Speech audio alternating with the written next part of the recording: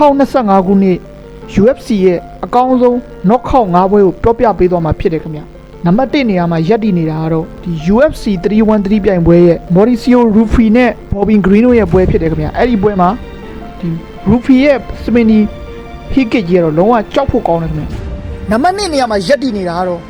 ဒီ UFC 319ရဲ့ပွဲကောင်းတစ်ပွဲဖြစ်တဲ့ Leon Murphy နဲ့ Aaron Fico တို့ရဲ့ပွဲဖြစ်တယ်ခင်ဗျအဲ့ဒီပွဲမှာဆိုလို့ရှိရင် Leon Murphy က Aaron Fico မှာ spinning elbow နဲ့ knockout လုပ်သွားတာဖြစ်တယ်ခင်ဗျနံပါတ်3နေရာမှာရပ်တည်နေရတော့ UFC 319ရဲ့ပွဲကောင်းတစ်ပွဲဖြစ်တဲ့ Carlos Pradas နဲ့ Job Knee ရဲ့ပွဲဖြစ်တယ်ဗျအဲ့ဒီပွဲမှာလည်းဒီ Carlos Pradas က spinning elbow နဲ့ Job Knee ကိုမှ knockout လုပ်ထားတာဖြစ်တယ်ခင်ဗျ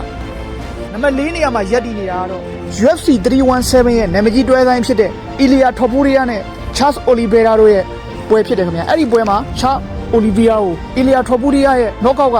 နံပါတ်4နေရာမှာအကောင်းဆုံးဖြစ်ရပ်တည်နေတယ်ခင်ဗျနံပါတ်5နေရာမှာရပ်တည်နေရတော့ကျွန်တော်တို့ဒီ Quillian Socket နဲ့ Hepparas တို့ရဲ့ UFC 321ပွဲဖြစ်တယ်ခင်ဗျအဲ့ဒီပွဲမှာလည်းတို့ TKO Hackett နဲ့အဲ့ဒီ knockout ကတော့နံပါတ်5အကောင်းဆုံးဖြစ်ရပ်တည်နေတယ်ခင်ဗျ